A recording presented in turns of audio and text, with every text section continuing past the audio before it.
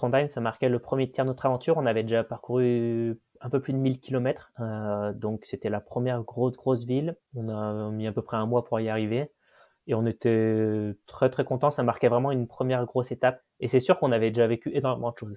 Et du coup, là, on rentre dans une phase après Trondheim qui est un peu plus délicate et ça sera notamment lié à la météo en fait. Et là, après Trondheim, en fait, durant tout le mois de juillet, on va avoir énormément de jours de pluie. Et là, ça devient compliqué. Ouais. Bonjour à tous, je suis Guillaume Lalu et je suis ravi de vous retrouver dans ce nouvel épisode d'Aventure épique. Aventure épique, c'est le podcast qui vous fait vivre dans chaque épisode une aventure en nature hors du commun. Explorateur illustre, sportif renommé ou encore simple amateur, aventurier du quotidien, Aventure épique est une plongée en apnée, le temps d'une aventure qui va vous tenir en haleine, vous émouvoir et vous inspirer.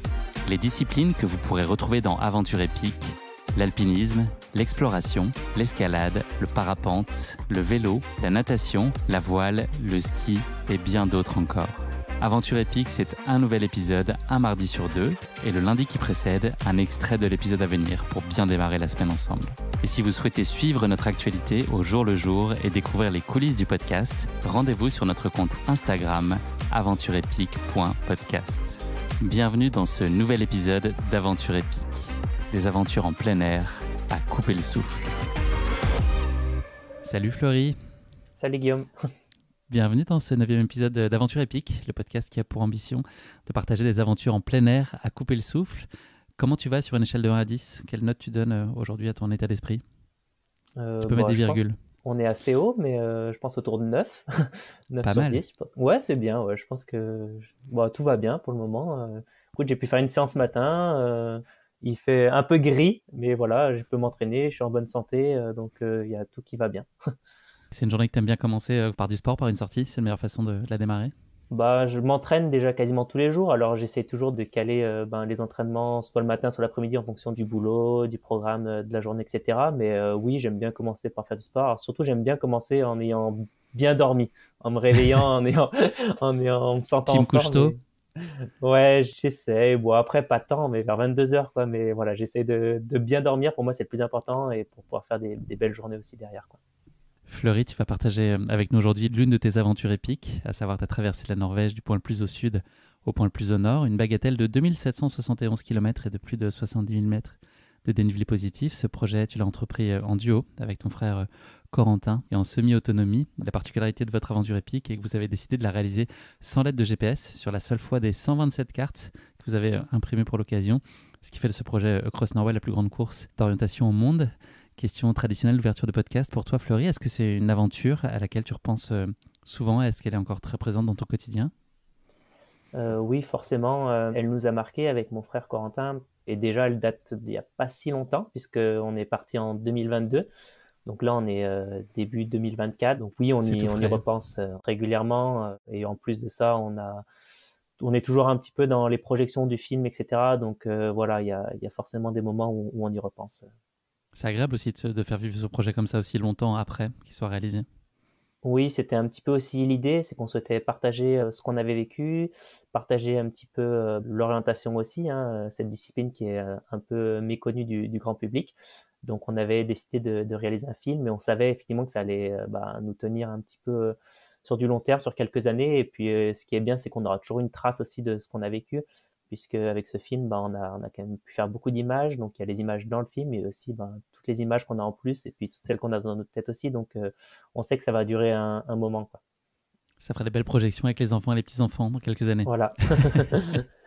Fleury, en guise d'amorce d'épisode, j'ai toujours pour habitude de me plonger dans Google Actualité, puis je cherche un résultat qui m'intéresse en lien avec un mot-clé qui concerne l'épisode. Donc j'ai fait mes petites recherches sur le thème de la Norvège. Voilà ce que j'ai réussi à trouver.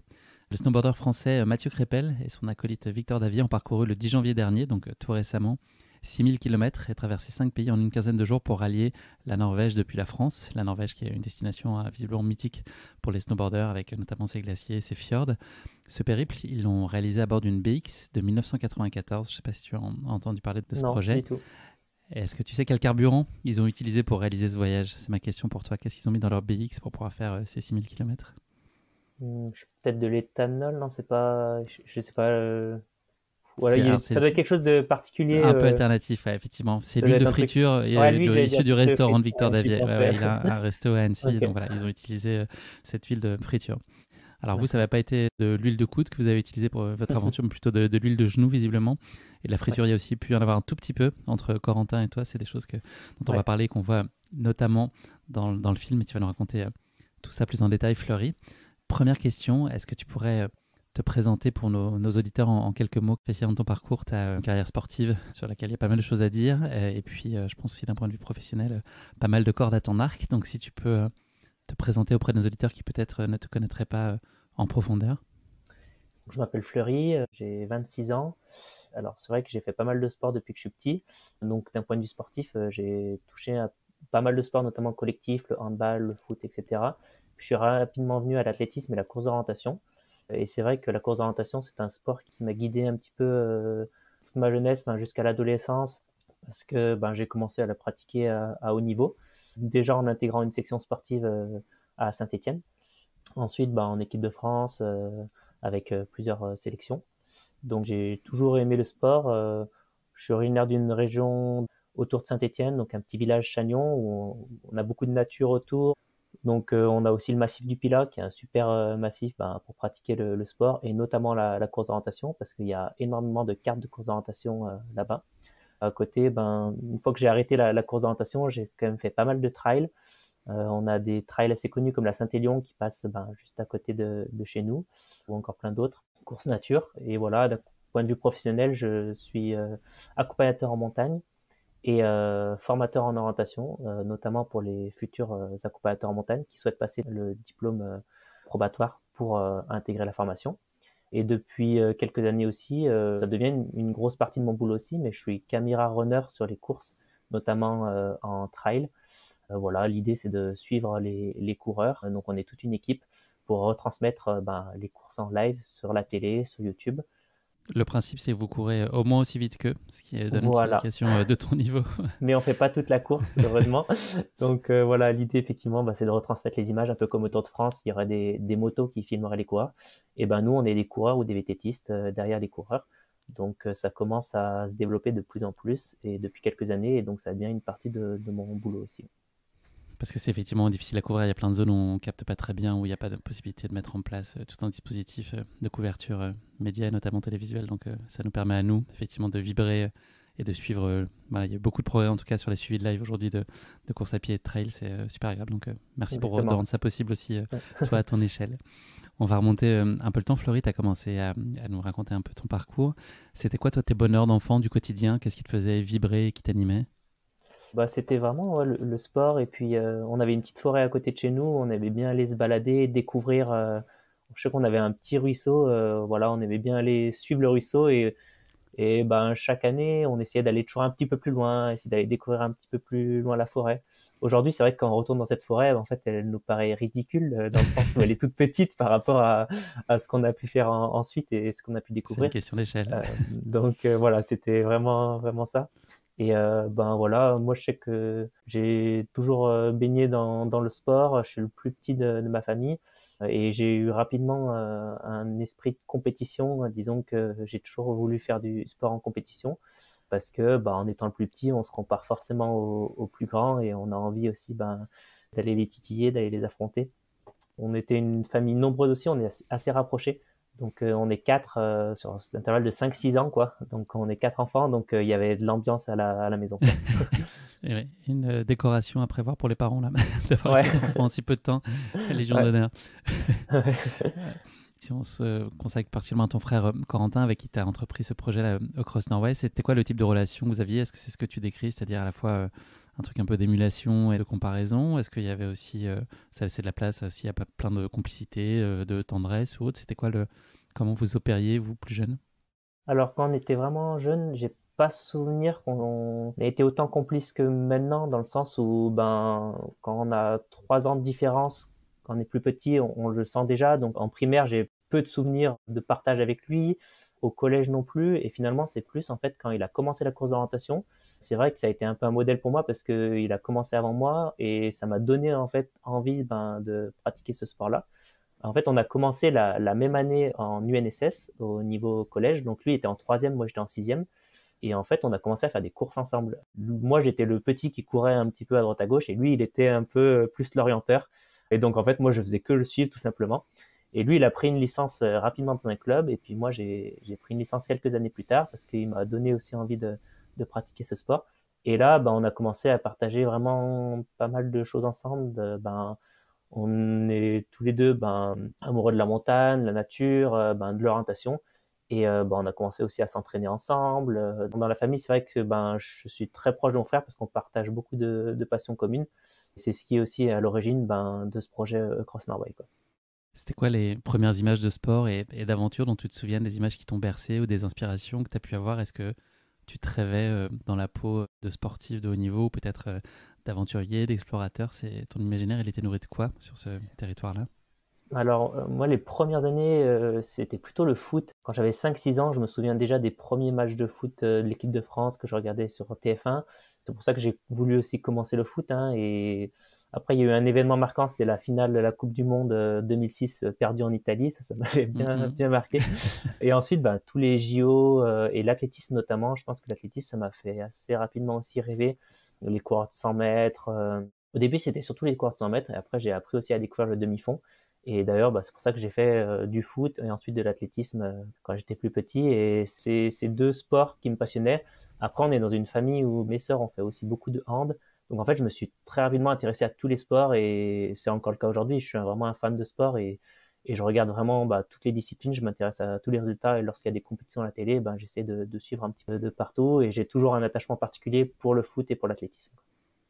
Est-ce que justement c'est ton désir et ton envie de performer et puis d'exceller, te repousser qui a fait que tu as peut-être exploré, bifurqué vers des disciplines individuelles? Est-ce que c'est aussi pour pouvoir te Ouais. juger toi et pas être dépendant d'autres, même si on peut réaliser plein de belles choses ensemble et performer, etc., et se pousser les uns les autres, mais est-ce que toi c'était aussi un truc un peu plus centré sur toi et tes capacités et de ne devoir tes résultats qu'à toi-même? Oui, je pense qu'à un moment donné, ça a été ça parce que quand j'ai joué au foot ou au hand, j'ai jamais été très doué dans ces disciplines-là. Et finalement, quand je faisais un peu les crosses, collège, etc., ben, je sentais que j'avais ben, un peu plus de qualité là-dedans. Je faisais en tout cas des meilleurs résultats. C'est ce qui m'a donné aussi envie et tu as tout à fait raison. En fait, moi, j'ai dans une équipe, si je maîtrise pas tous les éléments, ça va être très compliqué pour moi. Alors que quand je me retrouve seul, mes simples performances, et ben en fait, c'est moi qui vais être maître un petit peu de mon sort et de mon résultat. Et ça m'a énormément attiré aussi. Et c'est ce qui m'a poussé à la compétition, donc plus individuelle sur des sports individuels comme l'athlétisme, voilà, ou la course d'orientation. Après, j'ai toujours eu cette envie et j'aime le côté collectif aussi, de construire quelque chose en collectif. Et des fois, ça me manque un petit peu. J'aimerais reprendre une licence pour faire du foot ou du hand, juste pour retrouver cette ambiance de groupe, cette émulation qui peut se créer.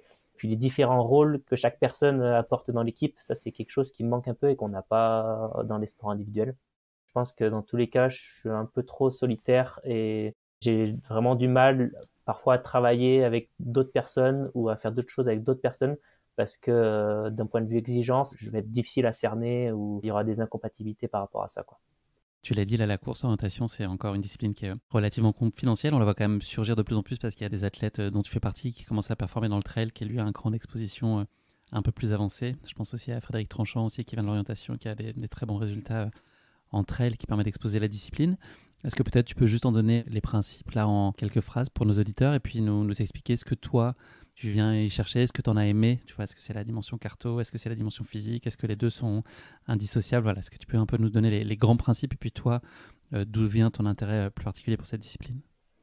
Alors la course d'orientation, oui, c'est un sport qui est pas connu du tout, hein, parce que en France, il y a que 10 000 licenciés, donc ça représente pas grand-chose par rapport à certains autres sports. Alors c'est une discipline qui est intéressante dans le sens où il y a à la fois une partie physique et une partie technique, un peu comme pourrait l'être le biathlon dans le domaine du ski, c'est-à-dire qu'il y a un énorme travail physique à réaliser. C'est pour ça que des athlètes effectivement comme Frédéric Tranchant sont capables de briller au plus haut niveau en trail ou en course à pied. Et il y a aussi donc la part technique qui est liée à la carte. Donc l'idée de la course d'orientation, c'est un sport individuel généralement où l'idée c'est d'aller chercher des points. Donc ce sont les balises. Généralement sur une course, il y en a une vingtaine. L'idée c'est de parcourir et d'aller chercher les points le plus rapidement possible et de finir le plus vite possible. Alors la spécificité, c'est qu'on a des cartes, donc on oriente avec des cartes. Et l'idée, c'est de choisir son itinéraire pour aller chercher les points particuliers et se déplacer ainsi de point en point. Donc c'est des points qui sont obligatoires. Donc sur une course, il peut y avoir une vingtaine de balises et on est obligé de faire les balises dans l'ordre. Donc ça nécessite à la fois d'aller vite et à la fois de lire rapidement la carte, de comprendre l'environnement dans lequel on évolue, de faire les bons choix pour essayer d'être meilleur que les autres, quoi. Donc c'est vrai que c'est une discipline à haut niveau qui se développe de plus en plus. Après, elle est énormément pratiquée au niveau scolaire et je pense que la majorité des gens connaissent la course d'orientation via les écoles primaires, collèges, lycées où ils ont pratiqué un petit peu. Et ça peut se faire effectivement l'orientation. Quand on parle d'orientation, en fait, on peut faire de l'orientation à VTT, à ski, à cheval, à pied. En fait, l'orientation, c'est vraiment la lecture de carte sans forcément de GPS, en tout cas, en compétition. Et l'idée, c'est d'être autonome dans sa progression et dans son déplacement dans l'espace, quoi. Toi, les qualités que tu as perçues chez toi, c'était quoi? Qu'est-ce qui explique, tu penses, que ça a bien marché pour toi dans la course d'orientation? Et puis, on va en parler aussi ensuite sur le trail, sur des formats comme les kilomètres verticaux, etc. Qu'est-ce que tu dirais de toi d'un point de vue physique et puis la dimension mentale aussi, et je pense centrale dans la haute performance? Qu'est-ce que toi, tu as comme atout et à quel moment tu as mesuré que tu en avais? Enfin, de base, j'étais pas un bon technicien en niveau de lecture de cartes. J'ai commencé donc la course d'orientation un peu tard, autour de 14 ans. C'est vrai que les meilleurs, même actuellement, ils ont commencé beaucoup plus tôt, hein, à 8, 9, 10 ans, et ils étaient déjà capables de prendre des cartes et faire des circuits. Alors, il faut savoir qu'il y a des circuits qui sont adaptés à chaque catégorie. Et donc moi, quand j'ai commencé à 14 ans, j'avais cette capacité de courir assez vite par rapport aux autres orienteurs. Par contre, j'avais vraiment du mal dans la lecture de cartes. Mais et depuis toujours, en fait, j'ai toujours été passionné de cartes dans son ensemble. Alors, pas forcément les cartes de course d'orientation, mais les cartes hygiène ou voilà, tout type de cartes. J'ai toujours adoré lire les cartes. À force d'entraînement, et voilà, j'ai progressé dans ma lecture de cartes, dans la compréhension des éléments. Donc, faire la relation carte-terrain, il y a quelque chose qui est cartographié sur la carte, et l'idée, c'est de le trouver sur le terrain. Et ça, en fait, c'est à force d'entraînement et à force de pratiquer. Donc, une fois que tu rentres dans un club, tu commences déjà, on t'apprend ces choses-là, on t'apprend à utiliser une boussole, etc. Et en fait, après, c'est toute une démarche qui se met en place. Et moi, l'avantage, c'est que j'étais passionné par les cartes et j'avais cette partie physique qui m'avantageait par rapport à certains de mon âge. Et c'est ce qui me permettait, sur certaines courses, de tirer un petit peu mon avantage, quoi. Mais voilà, j'ai toujours eu des lacunes techniques parce que j'ai commencé un peu tard.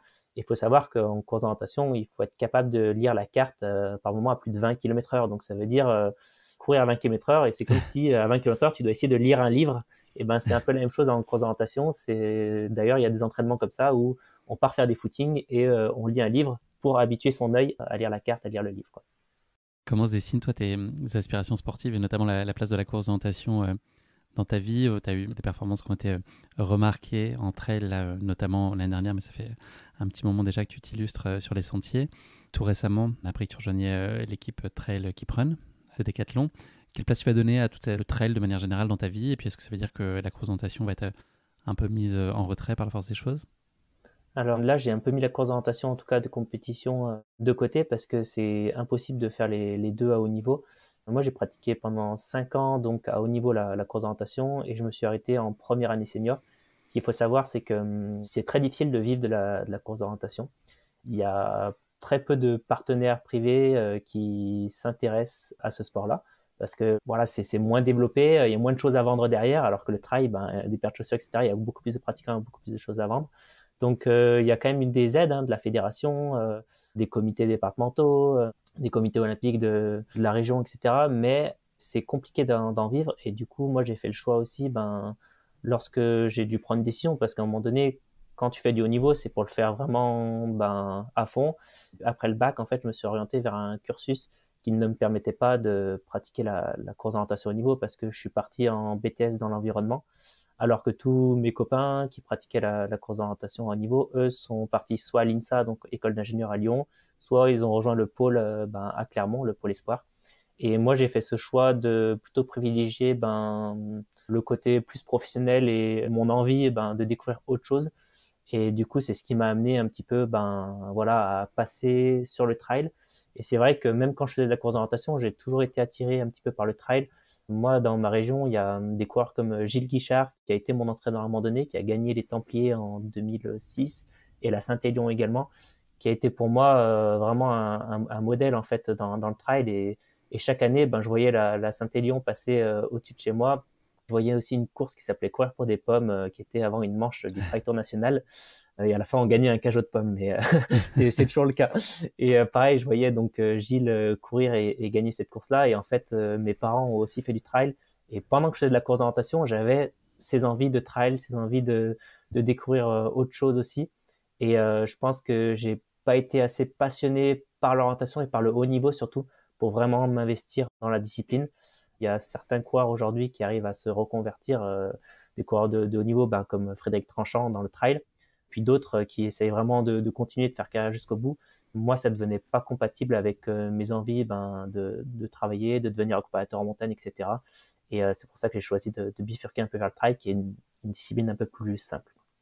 Est-ce que tu peux nous parler aussi de ton activité d'accompagnateur de montagne? Tu l'as évoqué tout à l'heure. Quelle place elle prend dans ta vie de façon très concrète, dans ton calendrier, dans ton agenda? Et puis, toi, ce que tu y trouves aussi comme plaisir?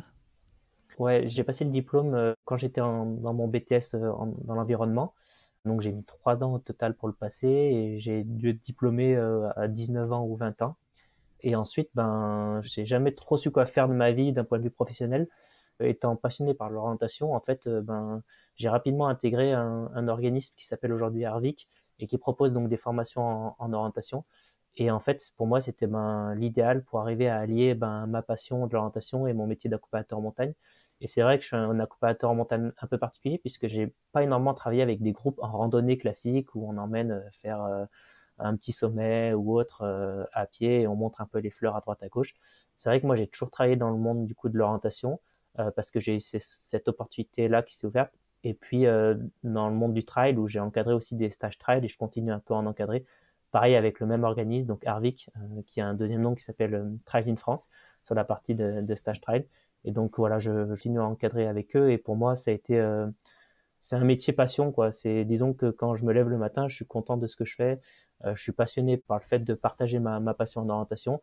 Et je pouvais pas rêver mieux finalement comme métier. Et c'est vrai que c'est arrivé assez tôt dans ma vie et je suis content en tout cas de faire un métier qui me plaît. Après, j'aime beaucoup le changement. C'est pour ça que je me dirige souvent vers d'autres choses. Depuis quelques années, je filme un petit peu comme caméra runner sur les courses. Je sais pas trop ce que ça va devenir, hein, cette partie-là de mon boulot. J'ai aussi des diplômes de pisteur secouriste en ski de fond. J'ai bossé 2 hivers comme ça. Voilà, j'essaie de continuer à me former en fait régulièrement pour ne pas tomber dans une routine et pour avoir toujours cette envie aussi de partager, cette envie de travailler et de découvrir des nouvelles choses et des nouvelles personnes. Et ça, c'est quelque chose qui me tient à cœur. Je comprends pourquoi tu es à 9 sur 10 quand je t'ai posé la question en Ouais. début d'épisode. C'est plein de jolis projets, Ouais. effectivement de la diversité qui fait que tu sembles t'accomplir pleinement. On va passer à notre rubrique Uno Fleury, un certain nombre de questions en rafale autour du chiffre 1 pour faire un petit pas de côté et continuer à mieux te connaître. J'ai 4 questions pour toi. Si tu pouvais avoir un jour où tous tes rêves se réalisent, à quoi ressemblerait cette journée? Elle démarrait par une sortie apparemment. Ouais. Alors en fait, je pense que ce serait très simple comme journée parce que finalement, je rêve pas de choses extraordinaires non plus, mais comme je l'ai dit tout à l'heure, déjà, ce serait de me réveiller déjà pas fatigué pour faire une bonne journée en étant bien. Ensuite, je pense que ce serait de prendre un petit déjeuner avec un chocolat chaud, des crêpes, de la pâte à tartiner, ça ce serait top. Et ensuite, partir en montagne, je pense que ce serait une journée entourée avec des amis, avec ma copine, partir en montagne sous une journée ensoleillée. Et si j'ai le temps encore dans la journée, ça serait de voler, mais de voler en parapente, parce que j'ai toujours voulu un petit peu découvrir ça et je pense que je m'y mettrai un jour.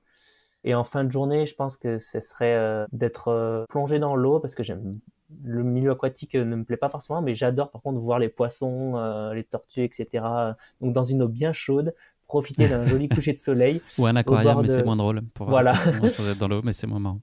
Et voilà, partager un beau coucher de soleil dans l'eau, d'une eau bien chaude, voir les poissons, etc. Genre, bon, c'est compliqué parce qu'il y a à la fois la montagne, les poissons, le volet, etc. Il doit y avoir moyen d'arranger ça, Fleury, t'inquiète.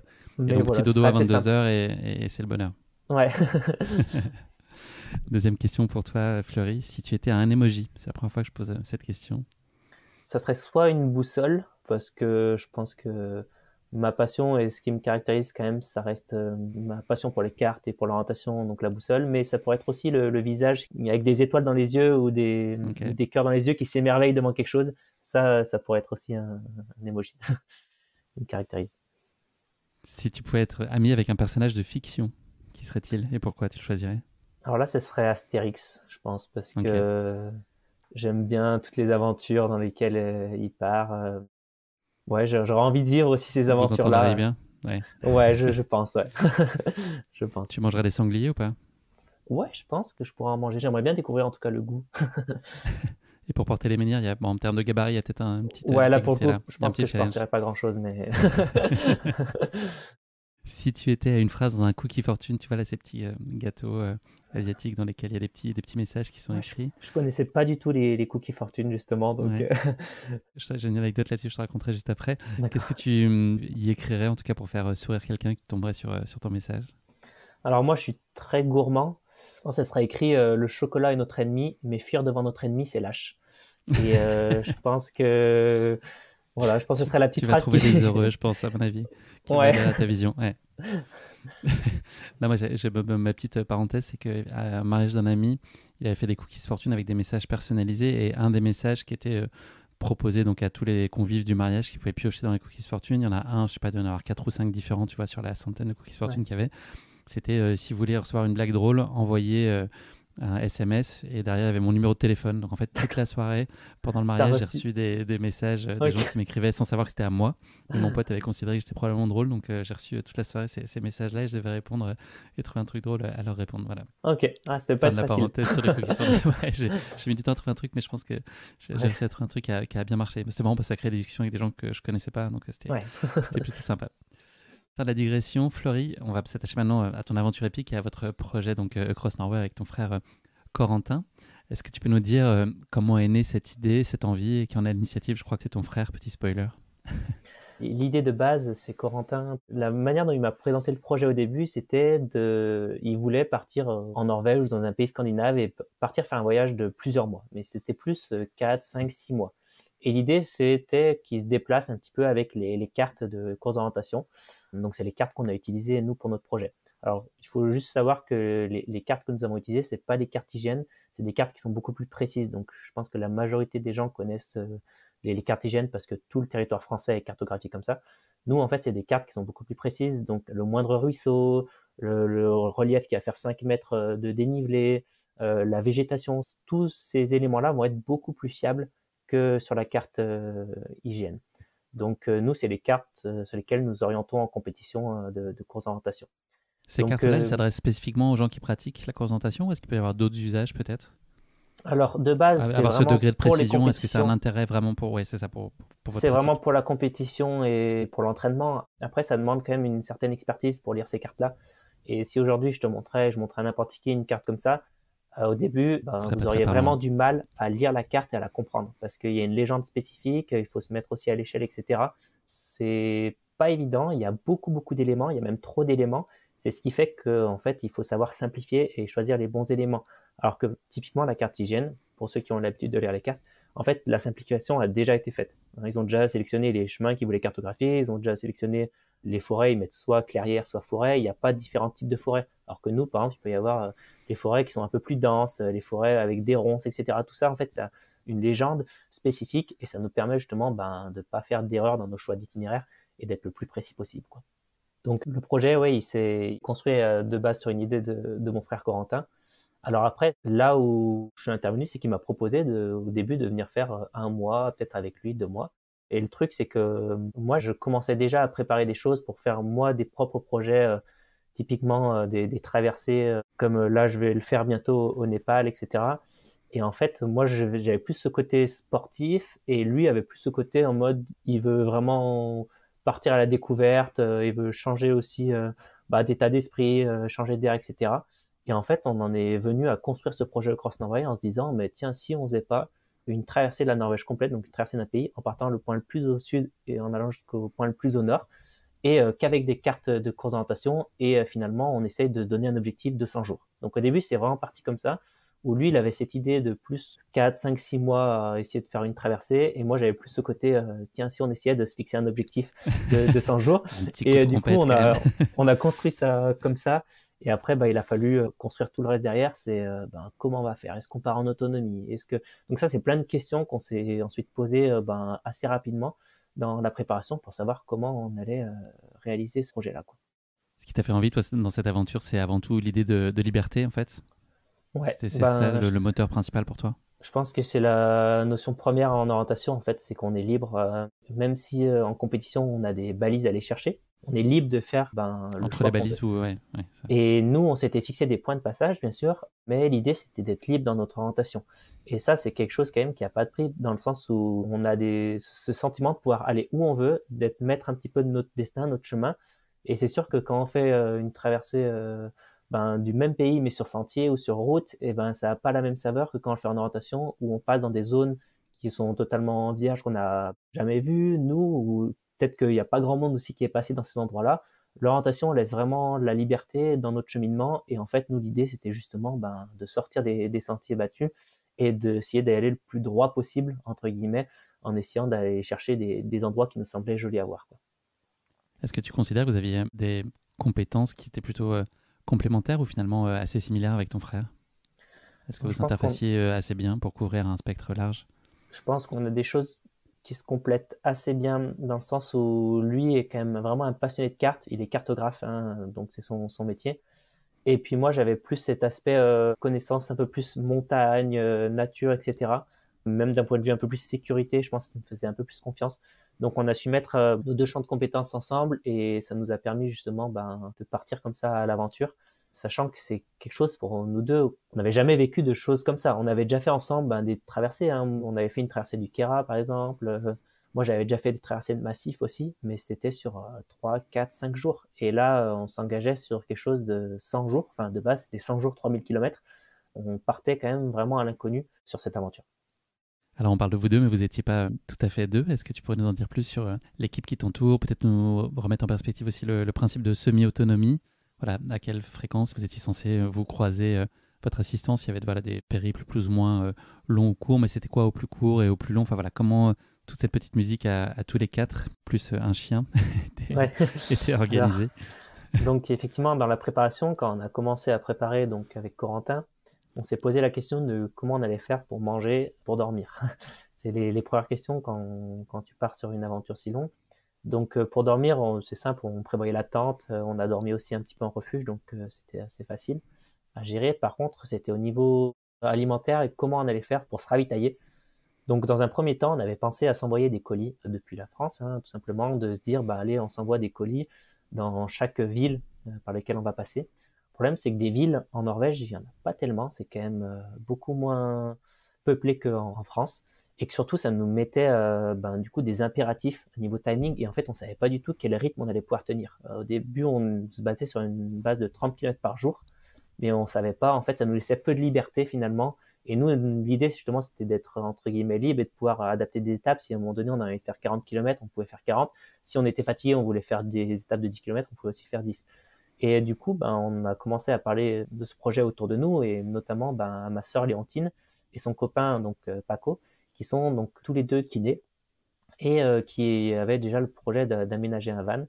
Ils ont aménagé un van et en fait ils se sont dit nous on va aussi vivre notre aventure là-haut et si vous voulez on va vous suivre et on va vous ravitailler.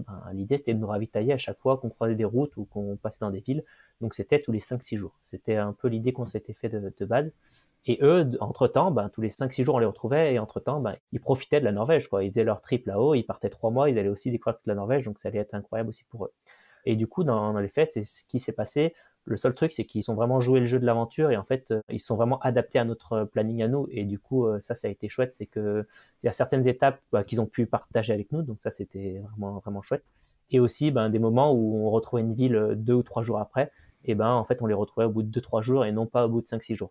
Donc en fait, on a fait de la semi-autonomie sur des périodes entre 2-3 jours et jusqu'à 6 jours. Les plus longues autonomies qu'on a faites, donc c'est 6 jours en montagne avec tout notre matériel et toute la nourriture, quoi. Et comme tu disais, ils étaient accompagnés de leur chien, donc ils avaient un chien qui avait 2 ou 3 mois peut-être à l'époque, donc c'était marrant. Nous, à chaque fois, on retrouvait le chien aussi dans leur van, quoi. Sur la prépa, ce que j'ai compris en tout cas, c'est que physiquement, sur la base de vos acquis, en fait, c'était pas forcément là où il y avait le plus gros efforts à mettre. Vous avez fait quand même une traversée du Jura, des volcans d'Auvergne pour aussi vous tester, mais ce que tu disais sur des formats beaucoup plus courts, des durées beaucoup plus courtes. J'ai envie de t'entendre sur la partie mentale. Je sais que c'est un point sur lequel vous avez aussi travaillé. J'imagine que ça soulève aussi beaucoup d'interrogations sur le fait de se lancer sur un si long périple en étant quand même majoritairement à deux. Qu'est-ce que vous avez voulu, vous, anticiper et puis être sûr de pouvoir trouver des bonnes réponses à des choses qui pourraient se passer dans votre tête en partant du principe que le corps allait plutôt, a priori, bien encaisser ce projet-là? Oui, donc de base, c'est vrai que physiquement, on s'est dit que les premiers jours allaient nous... En fait, on avait lu déjà, moi j'avais lu beaucoup de choses en disant, ben ok, il faut que je comprenne parce que là, je vais partir sur 100 jours, sur 3000 kilomètres, est-ce que j'en suis capable? Et en fait, je voyais que ça se faisait et que en fait, c'est vraiment les premiers jours qui permettaient aussi au corps de s'adapter. Donc en fait, avec l'entraînement régulier qu'on avait, je veux dire, je m'entraîne quasiment tous les jours, voire tous les jours. Donc en fait, je me faisais aucun souci d'un point de vue physique, si ce n'est la blessure. Après, il y avait effectivement, on le savait déjà en fait avant le projet et puis ça s'est vérifié. Le plus dur sur des projets si longs, en fait, c'est la partie mentale. En fait, la partie mentale, elle est liée à la fois sur la difficulté du projet parce que ça dure 100 jours et à la fois sur le fait qu'on soit deux et qu'on va devoir se gérer à deux et à la fois sur le côté des cartes et en fait que l'orientation, ça prend une énergie mentale incroyable parce que quand on oriente avec des cartes et quand on suit juste un chemin, ça n'a rien à voir en termes d'implication mentale. Parce que quand on suit un chemin balisé, en fait, c'est assez simple. On a juste à se concentrer sur le balisage et encore, il y a le chemin qui nous guide. Alors que lorsqu'on oriente carte en main, on est libre de passer où on veut. Et en fait, chaque décision est importante à prendre, en fait. Et des décisions, on en prend tous les 200, 300 mètres. Quand on est hors sentier, on doit toujours vérifier la direction, toujours vérifier qu'on parte dans le bon sens, etc. Ce qui fait que l'énergie mentale liée à l'orientation, c'était très, très, très puissant. Et on a réussi à mon frère à se relayer justement sur les parties d'orientation. Faut savoir qu'on avait 50% de hors sentier au total, ce qui est énorme parce que déjà ça fatigue d'un point de vue physique et en plus de ça, du coup quand tu es hors sentier, forcément tu dois lire la carte et tu dois vérifier que tu pars dans la bonne direction. Et en plus de ça, on a eu des mauvaises conditions météo qui ont fait que la partie orientation c'est compliqué aussi à certains moments. Donc le mental a joué énormément sur toute l'aventure et on s'y était un peu préparé. C'est vrai que ce qui nous inquiétait le plus, c'était à la fois la charge mentale liée à l'orientation et aussi à nous deux, c'est comment on allait réussir à se gérer tous les deux et comment on allait pouvoir faire pour trouver des solutions pour que ça se passe bien sur la totalité de l'aventure. Et pour ça, on avait vu un préparateur mental justement et on avait travaillé un petit peu certaines routines qu'on mettait en place donc chaque matin et chaque soir. Ça passait notamment par de la météo mentale. C'était chaque matin, on donne notre météo mentale. Donc, je sais pas, si j'étais orageux un matin, ça veut dire qu'il fallait pas me parler et que je faisais mon chemin et qu'on se parlait pas trop. Si j'étais Donc ensoleillé, ça, tu le c'est-à-dire qu'il formulais fallait auprès de bien. Corentin, c'est ça? Tu donnais C'est à ça, on se voir disait, ta météo? t'es Ok. comment mentalement, quelle météo aujourd'hui? Voilà, je suis ensoleillé, donc tout va bien. Moi, je suis un peu nuageux, j'ai un peu moins bien dormi, etc. Est-ce qu'elle était en corrélation avec la réelle météo qui est à l'extérieur ou pas? Non, Est-ce qu'il y avait un ça lien? pouvait jouer du coup. Pour le coup, ça peut influencer. Mais des fois, il faisait grand beau et tu pouvais être orageux quand même. C'était histoire de se dire, Ouais. voilà, on sait quand l'autre est moins bien mentalement aussi, parce que une des difficultés de cette aventure-là, et je pense qu'on va en parler après, mais c'est le fait de vivre avec la même personne durant, là pour le coup, c'était 83 jours, et donc de dormir ensemble, manger ensemble, vivre tout le temps ensemble. Et ça, on l'avait anticipé avant. On savait que ça allait être difficile. Et de le vivre sur le moment même, ça a été compliqué, mais je pense qu'on en reparlera. On va y revenir, absolument. L'analyse du terrain, là, dans la phase amont, ça prend beaucoup de temps. À quel point vous planifiez dans le détail? En fait, est-ce que l'idée, c'est d'avoir des grands axes et des grands points de passage et puis une estimation de ce que vous pouvez faire chaque kilomètre? À quel point c'était précis et granulaire et ça laissait de place à de l'impro? Et puis à quel point aussi, à distance, on est en capacité vraiment de mesurer la réalité des choses, du terrain? Alors, on a beaucoup préparé avant, mais peut-être pas assez parce que finalement, on s'est rendu compte qu'on aurait aimé même des fois avoir plus de liberté que ça. Dans le sens où quand on a imprimé nos cartes, donc on les a imprimées en format A3 sur du 1/20 millième. Donc, ce qui veut dire que globalement, à vol d'oiseau, on avait une marge de 7 km sur la largeur de la carte, ce qui est pas mal. Mais par moment donné, on aurait voulu peut-être faire d'autres choix d'itinéraire, passer à d'autres endroits, mais du coup, on sortait de la carte, donc c'était plus possible.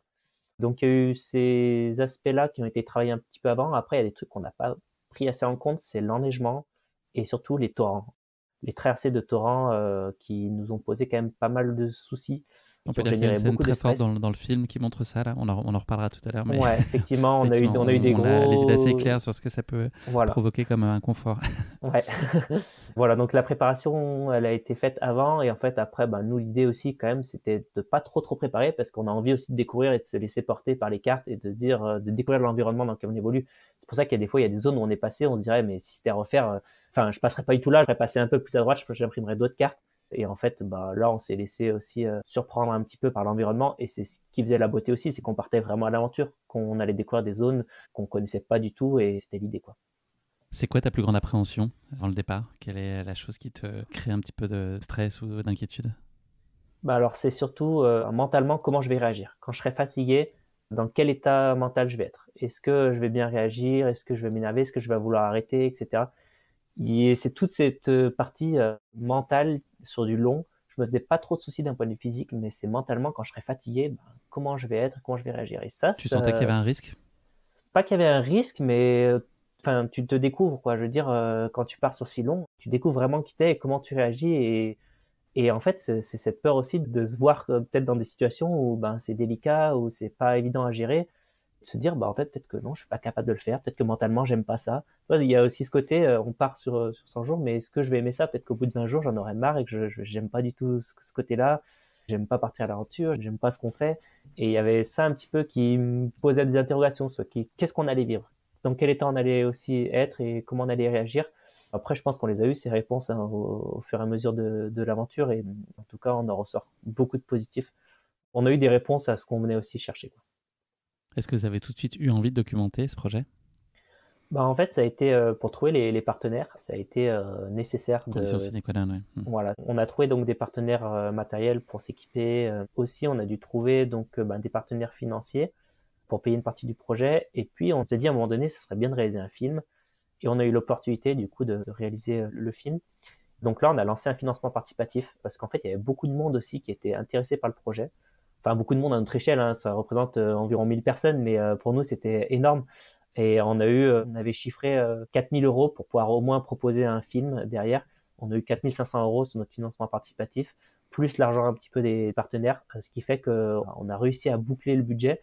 Et il faut savoir que on reste loin des budgets de certains films ou autres documentaires parce que on a fait quelque chose à notre échelle aussi et avec nos moyens. Nous, cette aventure, elle nous a pas du tout ramené d'argent. Elle nous a même du coup un peu coûté, mais ça, c'est pas grave. Et je veux dire, on est parti pendant 3 mois. On n'a pas gagné notre vie pendant 3 mois, mais ça vaut largement le coup et on le savait. Et l'idée, c'est pas de se faire de l'argent ou autre. L'idée, c'était de récolter de l'argent pour le film et essayer d'investir un petit peu dans les images, dans le montage, etc. C'est ce qu'on a essayé de faire en tout cas. Le 1er juin 2022, ça y est, c'est le jour du grand départ. Donc, je vais probablement écorcher le nom de la ville de départ à l'extrémité sud du pays qui s'appelle Lindesnesfjord. Ça se prononce à peu Je crois près que comme ça se ça. dit Fur, mais Okay. mon accent est très mauvais aussi. Ok, on va prendre des cours de norvégien pour notre prochaine Voilà. interview. Tu me ressens quoi au moment de t'élancer? C'est le moment du pourquoi ou c'est le moment du enfin? Moi, c'est le moment du enfin parce que ça faisait 1 an et demi qu'on préparait le projet. Et là, on a juste hâte, quoi. On a hâte de partir, de se retrouver seul à deux. Mais ouais, de partir avec nos cartes et de partir à l'aventure et de se dire, allez, dans 100 jours, normalement, on voit le Cap Nord et on a fait la traversée de la Norvège, quoi.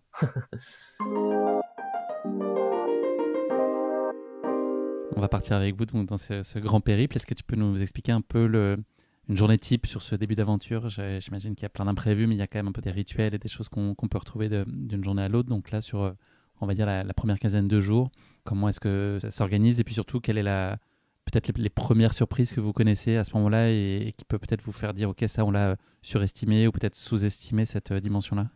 Alors, ce qui nous surprend les premiers jours, c'est le hors-sentier. On savait qu'on allait faire beaucoup de hors-sentier. Au total, on a estimé à peu près à 50% de hors-sentier, mais là, on se rend compte que le hors-sentier, c'est très énergivore. On laisse énormément d'énergie et au début, faire des étapes de 30 km hors-sentier, c'est vraiment très difficile. On finit les journées, on est vraiment fatigué. Et là, on se rend compte que ça va être très dur. Parce que là, on prend une petite claque de se dire, ouais, faire 30 km hors-sentier en Norvège, dans des marais, dans des fougères, dans plein de types de végétation, hein, finalement, parce que c'est assez varié. C'est très compliqué et forcément ça met un petit peu le doute. Après comme on se dit si on fait plus de 100 jours c'est pas très grave. Et voilà, en soi on n'a pas non plus la pression du timing, mais on se rend compte que c'est difficile, que nos pieds sont totalement mouillés en permanence. Il faut savoir que la Norvège c'est très très humide et on traverse du coup beaucoup de zones de marais, de rivières, torrents, etc. Et en fait, au bout de 2 jours, on a les pieds qui sont blancs, tu sais, que les pieds fripés, là, comme on a l'habitude On quand le on voit reste dans trop le longtemps film, dans l'eau. pour ceux qui sont Oui, adeptes voilà. de sable. On voit un petit peu ça. Et effectivement, en fait, on les aura comme ça jusqu'à la fin, hein, les pieds. Parce qu'au total, sur les 83 jours, on a passé 81 jours les pieds mouillés. Ce qui est énorme et ce qui génère de l'inconfort. Après, on s'y habitue. Hein. À chaque fois, tous les moments d'inconfort, en fait, on s'y habitue assez facilement. C'est pour ça que ces premiers jours, en fait, on a été un petit peu dans le doute d'un point de vue timing, d'un point de vue fatigue, est-ce qu'on sera capable de tenir. En plus, on rencontre des zones où il y a beaucoup de tiques ces premiers jours. Et je me souviens, on est obligé de coup d'être en long, donc long en bas et long en haut. Et je me souviens même des fois, ils nous tombent sur la tête et je passe ma main dans les cheveux et en fait, j'ai une dizaine de tiques sur ma main. Et ça, en fait, ça a rapidement disparu ensuite, mais on était dans une zone, effectivement, au début, où on avait énormément de tiques. On s'est dit, ouais, mais si on commence aussi à se faire piquer par des tiques de partout, les moustiques aussi, Ça va être long. tu découvres vraiment l'environnement, mais on s'y est assez vite adapté. Il y a Corentin qui a assez rapidement les premiers soucis au pied. Est-ce que Ouais. ça, c'est une source d'inquiétude ou ce que tu racontes finalement, et c'est une chose qu'on va observer aussi pour toi un peu plus tard, vous arrivez à vous remettre dans le projet, à faire en sorte que le mental reprenne le dessus finalement sur ces douleurs que vous arrivez un peu à satelliser même si elles sont présentes? Corentin, il a peur au début, justement, vis-à-vis de la blessure. Et lui, je pense que c'était sa plus grosse crainte parce qu'il arrive déjà un peu sur le projet avec une petite douleur à l'ischio. Je me souviens. Et là, rapidement, il a une bursite au niveau du talon. Alors, c'est un frottement avec la chaussure, hein, c'est normal quand. Moi, j'avais vraiment beaucoup testé les chaussures avant. Lui, il les avait pas forcément beaucoup testées.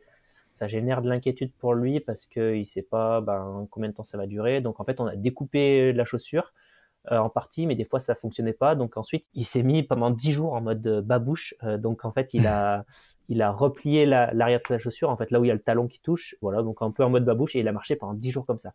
Donc dans la neige, dans les ruisseaux, etc. Enfin, c'est pas évident. C'était pas évident, mais dans tous les cas, on avait la motivation. Il avait la motivation aussi pour continuer à avancer.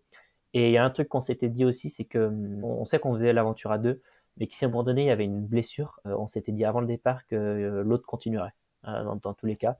Donc on était prêt à prendre 2-3 jours de repos pour qu'on fasse tout ensemble. Mais si au bout de 2-3 jours, ça passait toujours pas au niveau de la blessure, et l'idée c'est que l'autre continue et éventuellement, ensuite on puisse refaire la fin à deux, etc., quoi. De toute façon, c'était un peu la blessure aussi qui pouvait poser le plus de problèmes sur une aventure si longue parce qu'on ne sait pas comment notre corps va réagir. Et finalement, c'est les premiers jours où on a eu les moments un peu de blessure, enfin, notamment pour Corentin. Moi, c'est venu un peu ensuite. Mais la blessure, c'est le truc qui pouvait nous faire arrêter. Est-ce qu'il y a de la place pour beaucoup de moments d'émerveillement dans vos journées là? Est-ce qu'à plein d'instants où vous êtes là en train de vous dire ok, on a beaucoup de chance de vivre ça, regarde comme c'est beau, enfin, est-ce qu'il y a beaucoup de contentement au-delà de l'exigence physique, etc., et de la difficulté du terrain? Ouais, les premiers jours, en plus, on a grand beau quasiment tout le temps. Et en fait, on découvre la Norvège, hein. On n'est jamais allé en Norvège. On découvre, on passe dans des zones magnifiques, on commence à monter un petit peu aussi en montagne. Et ouais, on est fasciné par le paysage qui nous entoure et c'est incroyable. Enfin, on trouve ça magnifique et en fait, ça sera le cas jusqu'au bout, hein. La Norvège est un pays incroyable avec des paysages somptueux. On a eu la chance de le traverser et de voir tous ces paysages-là. Et ça a été vraiment chouette. Et les premiers jours nous ont permis de découvrir vraiment l'environnement dans lequel on évoluait et de se dire qu'on avait quand même de la chance de faire une traversée comme ça. Le 15e jour, il y a un moment assez notable dans le film qui est un passage de torrent assez spectaculaire. Est-ce que tu peux peut-être le raconter à nos auditeurs? C'est, je pense, quand même un des moments forts, en tout cas pour nous, en guise de spectateurs, sur votre film Cross Norway. Alors le 15e jour, déjà on a vécu des rebondissements un petit peu les jours avant parce que les jours avant on est dans du brouillard complet, on a des jours complets où on ne voit rien du tout. Quand je dis on voit rien, c'est qu'on tourne autour de nous et c'est blanc partout parce qu'il faut savoir que c'était encore très très enneigé la Norvège en juin. On traverse des plateaux d'altitude, il reste encore 1-2 mètres de neige à certains endroits. On a le brouillard complet et on voit rien du tout. Et la veille de cette journée avec le torrent, je pense qu'on vit notre meilleur jour de l'aventure, c'est le moment où on arrive au Trolltunga qui est un énorme fjord avec des paysages vraiment incroyables. On a le brouillard toute la journée et le moment où on arrive sur le fjord, en fait, ça se découvre et là, on est trop content d'arriver au Trolltunga et que ça se découvre et que les nuages disparaissent et on peut apercevoir le fjord et là, on est trop, trop, trop content. Et surtout qu'on retrouve Leontine et Paco, on passe une nuit en refuge, enfin, génial. Et le lendemain, on s'apprête à partir sur 6 jours de traversée dans l'Hardangervidda, donc il y a un énorme plateau d'altitude. C'est à ce moment-là où on s'attendait déjà à avoir des rennes, à avoir du monde, etc. Mais en fait, on passe trop tôt dans la saison et on voit personne.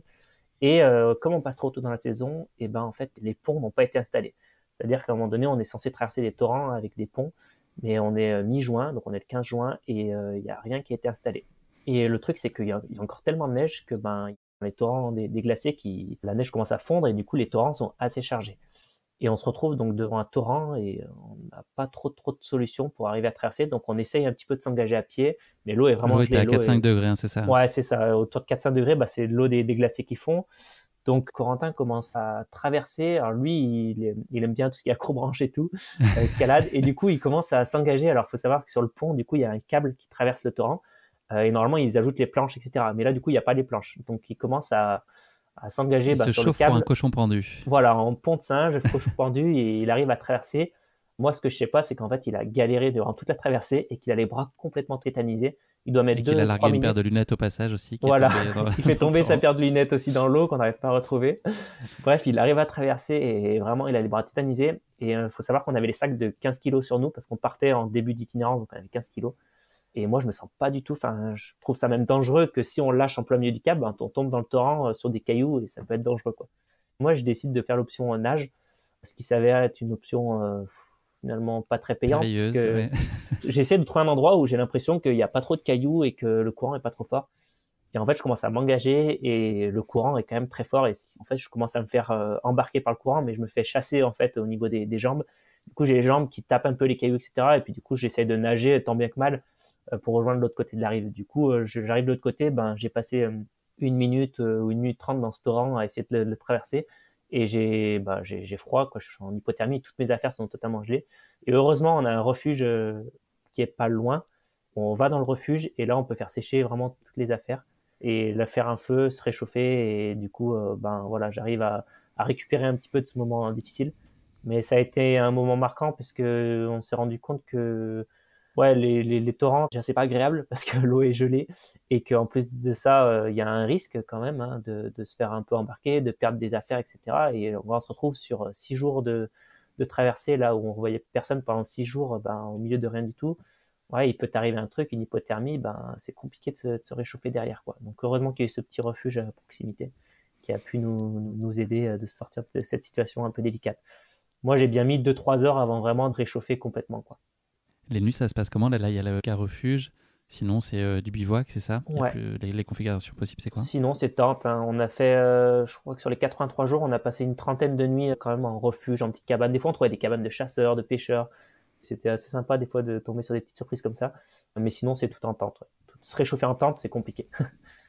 Est-ce que tu as déjà, là, dès ces premiers jours, le sentiment d'avoir des discussions assez profondes avec ton frère, d'avoir vraiment vivre un moment très privilégié aussi avec lui? Tout ce que vous vivez là renforce déjà votre relation? Oui, c'est vraiment le cas. Je pense que ça sera le cas jusqu'au 40e jour environ. Là, tout le début d'aventure. Déjà, on est trop content de ce qu'on fait. Il y a des surprises chaque jour. On est dans des situations délicates, mais on le savait aussi. En fait, on vit plein de choses. Et oui, on a l'occasion du coup de beaucoup discuter. Et c'est vraiment chouette. Enfin, on est vraiment en découverte. On passe des bons moments, vraiment des moments difficiles. Mais on passe des super moments et on est super content de l'aventure et de ce qu'on fait, quoi. Vous arrivez à Trondheim le 30e jour. C'est une ville un peu plus grosse sur laquelle vous avez l'occasion de vous poser, de vous reconnecter un petit peu à une vie entre guillemets normale. C'est quoi là ce bilan de ces 30 premiers jours? Vous en savez déjà beaucoup en fait de ce que va être cette aventure? Est-ce que vous avez déjà l'impression d'avoir une vue très représentative de ce que ça peut être? Et quel bilan intermédiaire vous tirez déjà de ce Cross Norway à ce stade? Oui, donc Trondheim, ça marquait le premier tiers de notre aventure. On avait déjà parcouru un peu plus de 1000 kilomètres. Donc c'était la première grosse ville. On a mis à peu près un mois pour y arriver. Et on était très très contents. Ça marquait vraiment une première grosse étape. Et c'est sûr qu'on avait déjà vécu énormément de choses. Enfin, les 30 premiers jours, on a vécu vraiment beaucoup de choses. Et du coup, c'est quand même dur de se relancer parce que c'est notre premier jour de repos. On le fait à Trondheim. On manquera par la suite, mais c'est difficile. Ça nous coupe un peu le rythme aussi. Et mentalement, on se dit, on a déjà fait tout ça, mais on a fait qu'un tiers. Et il nous reste quand même 2 tiers d'aventure. Et du coup, là, on rentre dans une phase après Trondheim qui est un peu plus délicate. Et ça sera notamment lié à la météo, en fait.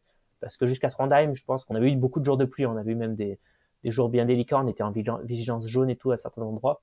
Inondation. Et là, après Trondheim, en fait, durant tout le mois de juillet, on va avoir énormément de jours de pluie.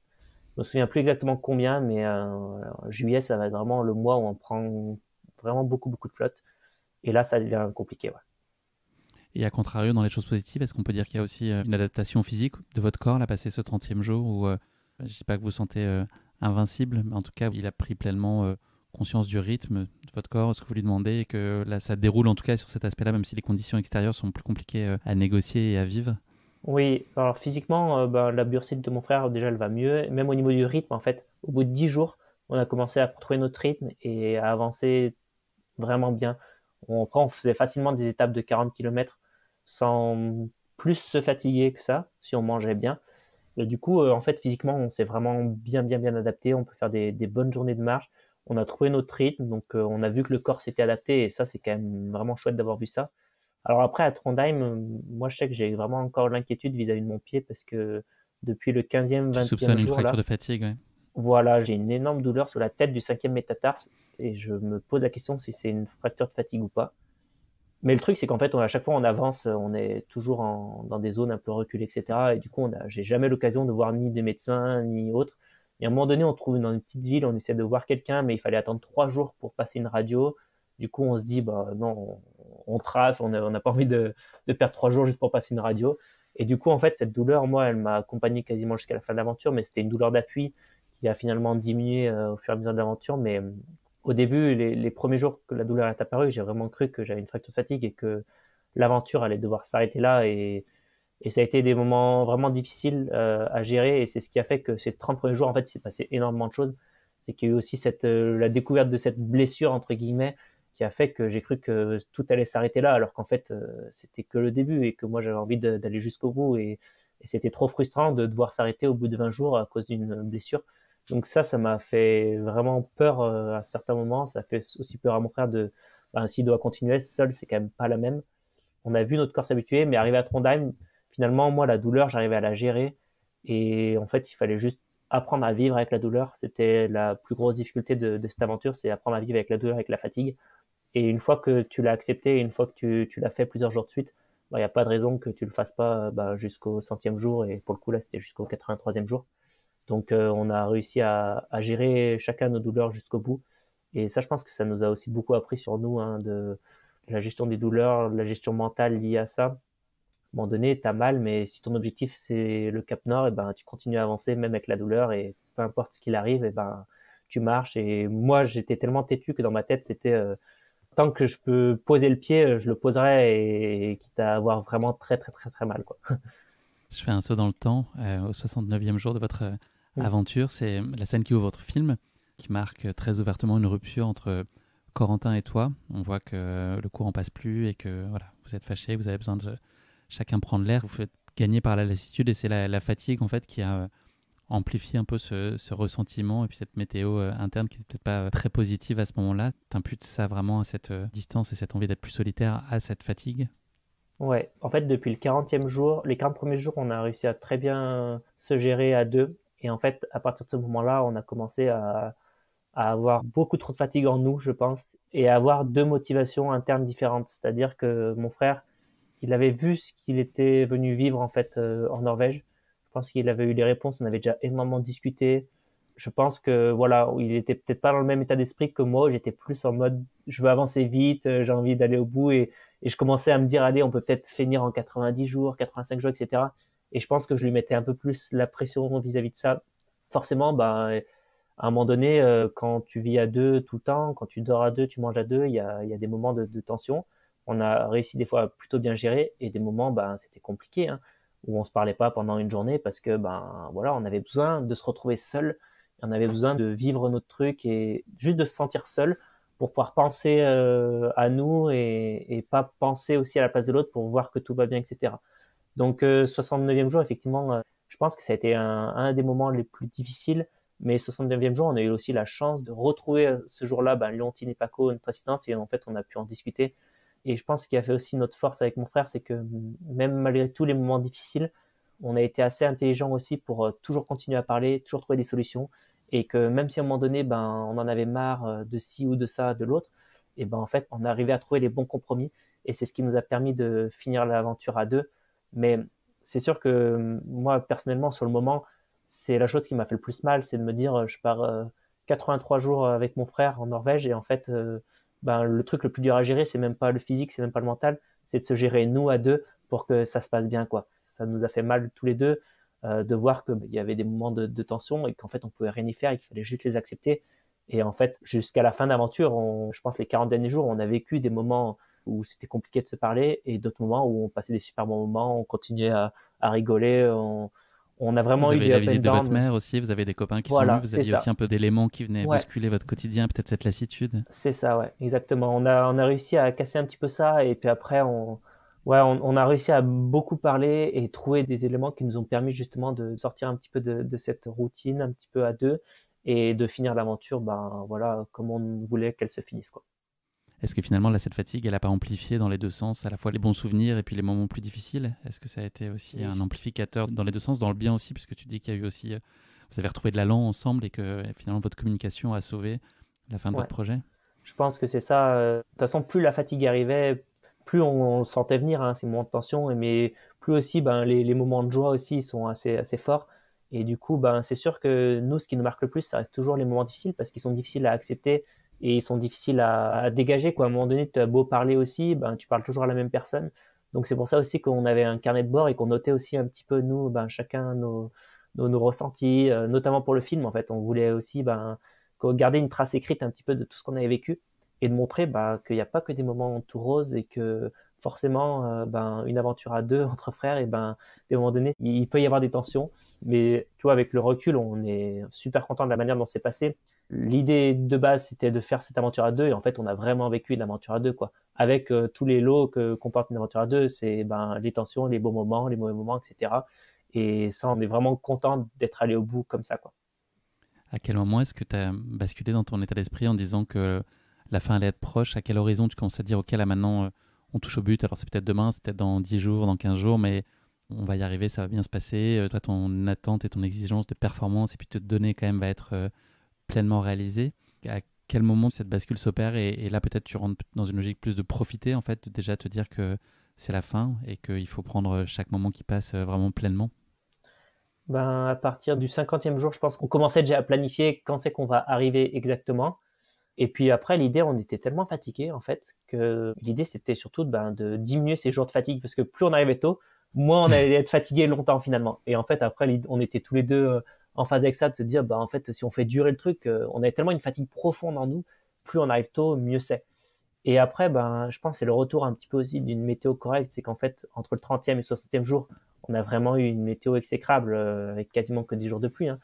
Mais le fait de retrouver une météo correcte, c'est le cas autour du 60e et 70e jour aussi, bah, en fait, ça nous reboostait un petit peu et on se reconnectait un petit peu à l'environnement dans lequel on était. C'est que la pluie, nous, ce qui nous a dérangé, c'est pas le fait qu'on soit mouillé, qu'on soit toujours trempé en journée, c'est le fait qu'en fait, on voit pas. Quand il pleut, en fait, t'as le brouillard, tu vois pas, des fois, à 1 km, bon, des fois, c'est à 10 km, mais en fait, on savait qu'on traversait des paysages majestueux et en fait, on pouvait pas admirer ben, tout ce qu'on voulait voir. Et c'était là la grosse frustration de se dire, ben, peut-être qu'on retournera jamais ici. Et on n'a pas pu observer ce qu'on était venu voir. C'était la frustration liée à la pluie.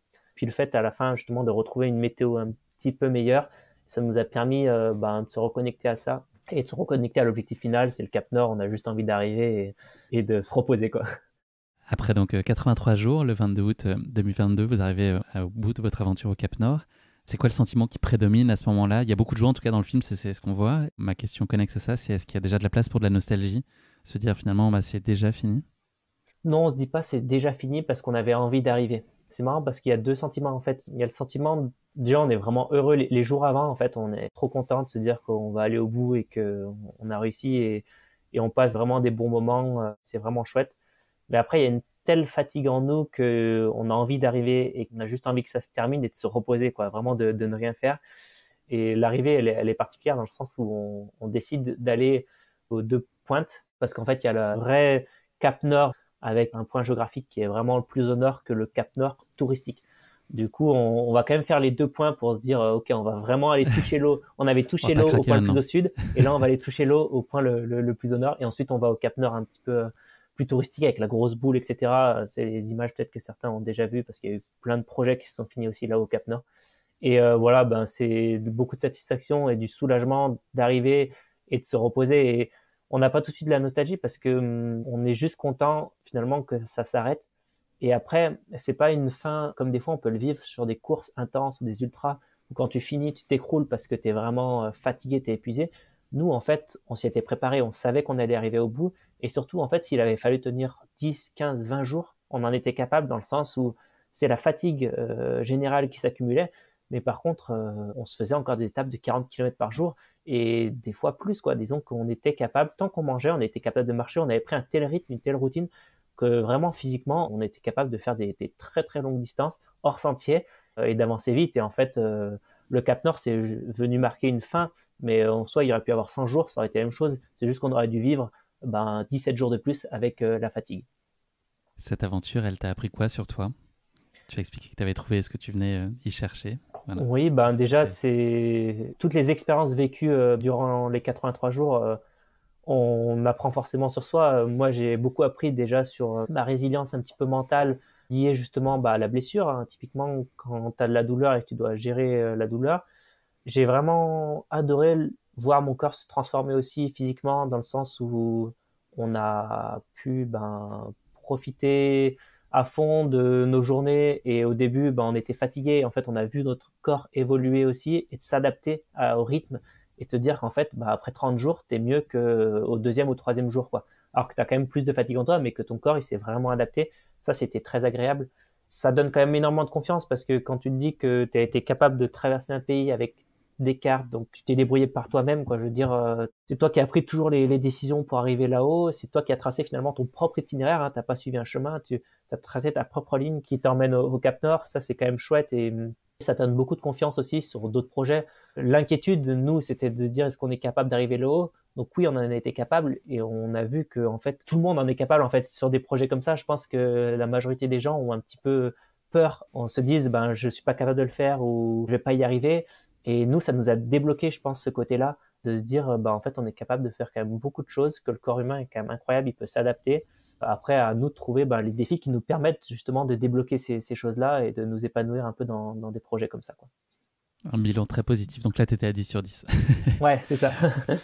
Fleury, si c'était possible, le moment que tu voudrais revivre de cette aventure épique? Je pense que ce serait le Pas la 14e traversée jour. du torrent. Ah non, la traversée du torrent, peut-être que du coup, je voudrais la revivre pour la faire différemment aussi. Ouais. Mais sinon, il y a eu vraiment des bons moments et je pense que c'est le moment, moi, qui m'a le plus marqué, c'est le moment où on arrive sur le Trolltunga et on arrive devant ces falaises et que ça se découvre. C'était des émotions qui étaient vraiment fortes et j'aimerais bien me retrouver là-haut et puis juste pour redécouvrir les paysages et se remettre un petit peu dans l'ambiance. Ça, c'était quand même vraiment, vraiment chouette. Donc, je pense que ce serait ce moment-là. On va passer aux rubriques finales de notre échange, Fleury. Question là aussi traditionnelle du podcast. Je vais te demander ton kit de survie. Quelles peuvent être les 3 choses à la fois matérielles ou d'autres choses, plutôt de l'ordre de l'état d'esprit ou des pensées qu'il faudrait avoir sur soi ou en soi pour espérer mener à bien une aventure comme Across Norway? Alors, si c'est vraiment pour Across Norway, déjà, il faudrait des cartes parce que nous, on envisage l'orientation qu'avec des cartes et du coup, être libre et se déplacer où on veut. Donc, il faut forcément des cartes. Vous en avez perdu 3 sur 127, hein, c'est ça? Je crois. Ouais, c'est ça. Mais c'est des cartes, mais il faut aussi savoir s'en servir. Donc, ça, c'est tout un apprentissage. Donc, j'invite les gens aussi à se former un petit peu sur l'orientation et essayer d'éloigner un petit peu le GPS quand on va dans des endroits, même quand on prend la route, d'essayer de faire plus avec des repères un peu plus visuels ou de regarder sur une carte.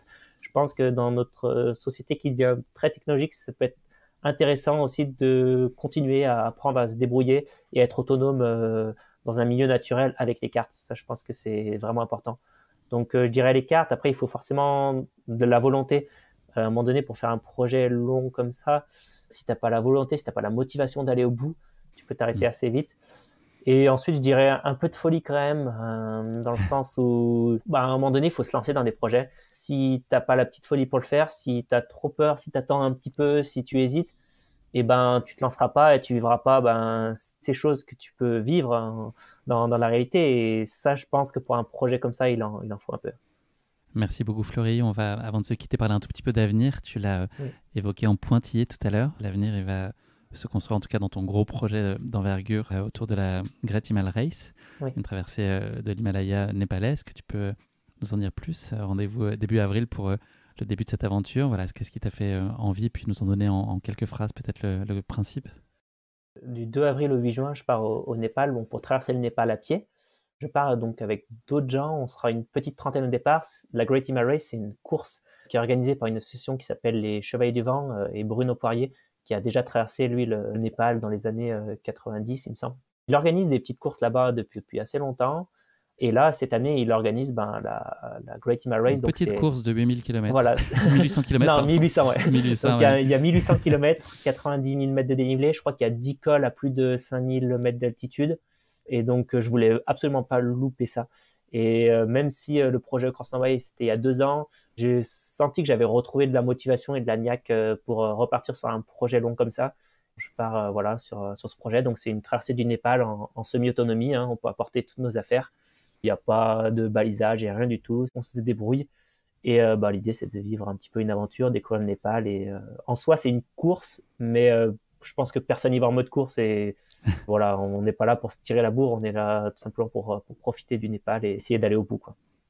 Je l'ai dit tout à l'heure, en ce début d'année, tu as annoncé que tu rejoignais l'équipe Keep Run sur la partie trail.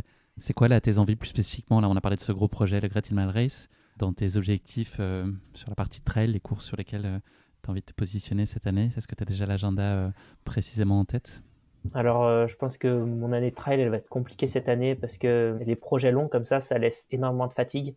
Le Cross Norway, on a mis plusieurs mois à totalement récupérer physiquement, mais aussi mentalement, pour avoir la niaque de repartir sur des courses, etc., ou même s'entraîner tout simplement.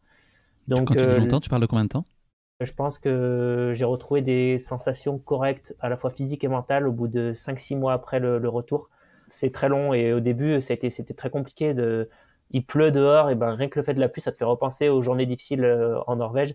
Et t'as pas envie de ressortir, même pour faire un footing d'1 heure, parce que tu vas te retrouver sous la pluie, etc. Enfin, c'est tous ces éléments-là qui ont fait que en Norvège, on les sentait pas forcément. Mais même plusieurs mois après, quand j'ai regardé les vidéos, je revoyais les images de pluie, etc. Et je me disais, waouh, punaise, ouais. J'avais un petit pincement au cœur c'était dur là-haut, je me souviens, on en a quand même c'était quand même difficile. Donc il faut avoir bien récupéré. Et donc là, cette année, je prépare le Trail du Ventoux qui sera donc en mars. On s'y voit, j'y serai aussi. Ouais, super, on va se voir.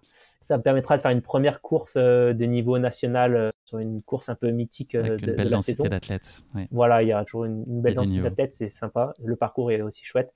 Et après, le Népal, je sais pas trop parce que ça dépendra du temps de récupération. Je prévois pas de courir cet été. J'avais fait l'erreur justement après la Norvège de reprendre trop tôt à m'entraîner.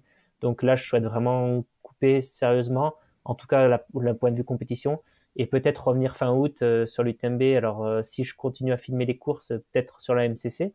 Sinon, je verrai un petit peu ce qui se profile et puis sûrement une fin d'année à la Saint-Élion si j'ai totalement récupéré du Népal. Mais je me mets pas de pression d'un point de vue performance et course sur cette fin d'année parce que la priorité, ça sera de bien récupérer et le plus dur, ça sera de me gérer parce que quand je vais rentrer en France du Népal, en fait, on sera en plein mois d'été et l'été, moi, j'aime trop partir en montagne et faire des belles sorties et il va falloir quand même que je me gère un petit peu pour pouvoir récupérer derrière le Népal, quoi. Tu as les idées très claires en tout cas sur ton année, ça fait plaisir de voir que c'est très, très structuré. J'ai une dernière question pour toi, Fleury. C'est une phrase à compléter. L'aventure, c'est l'aventure, c'est l'opportunité de vivre et de se découvrir, tout simplement. Je pense qu'il ne faut pas avoir peur de partir faire ses propres aventures. On a souvent l'exemple, que ce soit dans des podcasts ou autres, des fois des aventures qui sont très grandes, mais en fait, on peut très bien partir à l'aventure en faisant juste un bivouac pas loin de chez soi, et en fait, à chacun Absolument. Aussi de partir à l'aventure. Et vraiment, je pense qu'on apprend à se découvrir et on apprend plein de choses sur soi et puis même que ce soit sur les autres, sur l'environnement qui nous entoure. Et en fait, on se sent vivant quand on fait des aventures comme ça. Donc, ce sera ma réponse. Elle est parfaite. Merci beaucoup pour nos échanges, Fleury. Bravo encore à vous deux d'être allés au bout de cette aventure épique qui a été certes éprouvante, mais qui a été aussi accomplissante à bien des égards. On l'a compris avec le boost de confiance et d'invincibilité avec lequel tu es ressorti de cette belle expérience. Je te souhaite beaucoup de bonheur, beaucoup de succès dans tes projets à venir, que ce soit en trail ou dans cette réjouissante Great Himal Race qu'on va suivre évidemment attentivement au printemps prochain.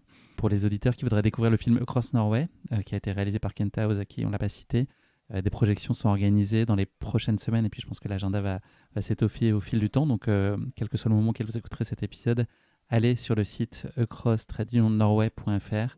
Vous pourrez retrouver toutes les dates, toutes les infos sur les projections dans les semaines à venir. Il y en a un certain nombre là qui sont programmés sur janvier, février, mars. Donc, foncez voir le film, vous passerez un très bon moment. Merci pour tout, Florie, c'était très merci chouette. à toi, Guillaume, de m'avoir invité sur le podcast, ça m'a fait bien plaisir. Merci, et puis je donne rendez-vous à nos auditeurs donc dans 2 semaines pour notre prochain épisode d'Aventure Épique. Salut Florie. Salut Guillaume, merci beaucoup. Merci à toi.